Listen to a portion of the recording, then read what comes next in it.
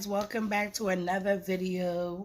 It is Total Friday. This Friday we're going to talk about, I'm trying to really come up with a collective I guess meaning or explanation to what it means to be Caribbean, because this past week there was an interview that was shared on several Caribbean social medias, and the comedian and person that was in the video shared it as well, and that is WYardie.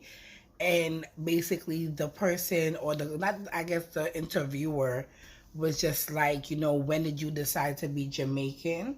And so the uproar around the community was like, how you gonna ask this man when he decided to be Jamaican? Like, if he just had a choice or woke up to be Jamaican, even though he wasn't born in Jamaica, he was raised in Jamaica. Even though he is of other race, but this is the thing: do you have to be black to be Caribbean, or to not be questioned about your Caribbean heritage or your descendancy from your culture? So Yardy,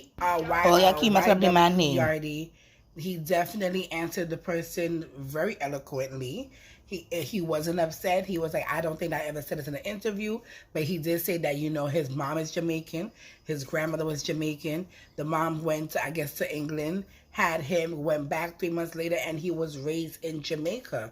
And so what he know is Jamaican culture. What he know is what they gave to him and he was raised by. Yes, there are people who is first generation and second generation Caribbean, i.e. me. My mom was born in Trinidad. She came here when she was 10 years old, and I was born in America. But the thing about me is that I identify with Caribbean culture because Caribbean culture is what I was raised in. My mom didn't raise me as an American child. In my household, it was Caribbean food, it was Caribbean music, it was Caribbean topics, it was Caribbean stuff being shown to me. And that's how come I adapt, and I love my culture, and I represent it very hard, and I try to push it to the world. Like, soca is my favorite thing in the world. Carnival is my life. I love Carnival. I love the freedom of Carnival. So that was the question, like, how could you sit there and ask this man who lives, breathes, and is authentically him, when did he decide to be Jamaican? Like, I understand we have a lot of people who do cultural appropriation. We have a lot of people who want to be in the culture and who take it to be them. But we know, and we can see that, he is a Yardie. The man talk. The man, he does everything as a Jamaican. So we could never accuse him of cultural appropriation.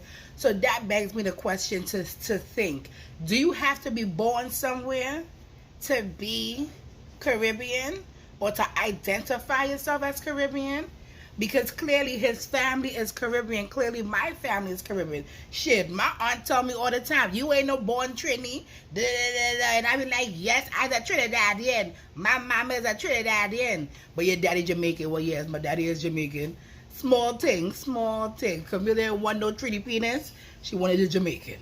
So clearly, yes, I'm half Jamaican, but to me, I identify, I have a connection, I have a love for Trinidad, I have a love for all Caribbean islands, and I feel like once you have a love for the place, therefore you could definitely represent it if you're not trying to take it on as your own, if you're not trying to say that you was the first one to find it, Christopher Columbus said. If you're not trying to do that, then we're good to go.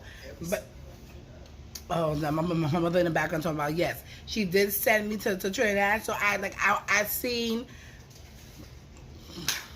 the way how my family live in Trinidad.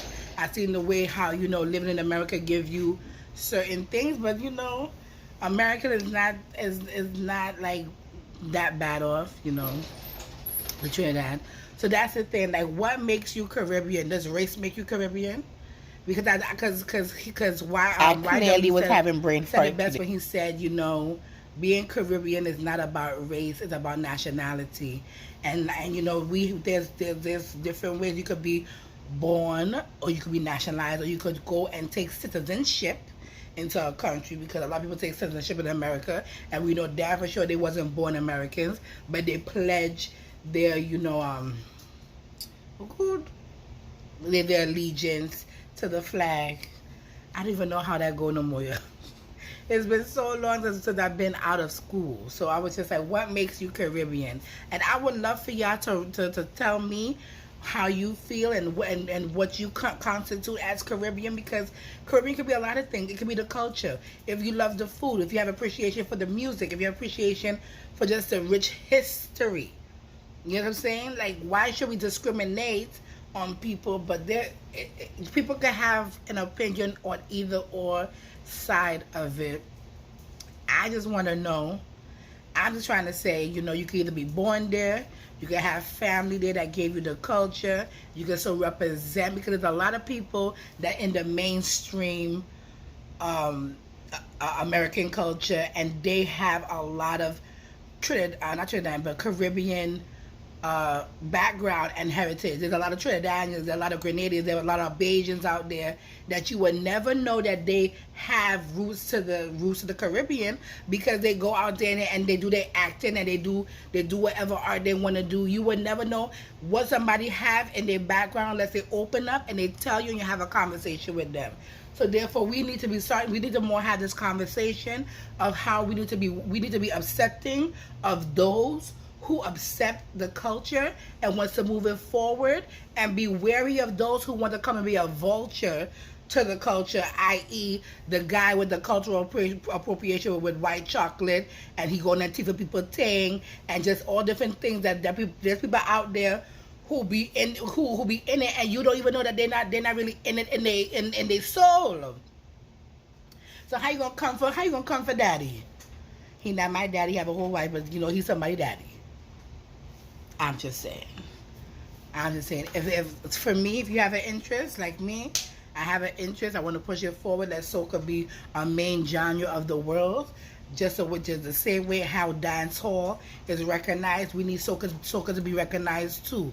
So soca make you happy.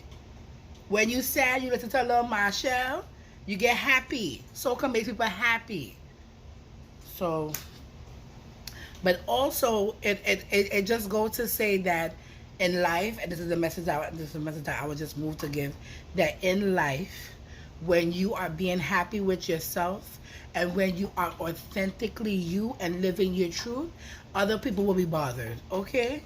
So live your life. Be you. Be happy in you, because that man was happy in his skin. If you want to talk about duppy, if you want to talk about all Jamaican stuff, that's his business, but he being true to himself. Once you're true to yourself, it don't matter what nobody say or what nobody judge. Live your life for you, because your inner light and love will shine out when you're doing something for you and you're happy in your life. And that's the thing. Some people could look at you and see a light, and that light just don't agree with them. Some people don't like the light that live within you.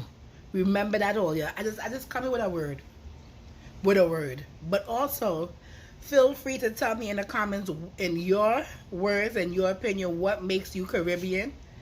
And do you think that it's on birth, it's on background, it's on connection? Because people could go somewhere and just visit it and just have a vibe and just love the place up. So you never know how people identify and want to interact with the culture.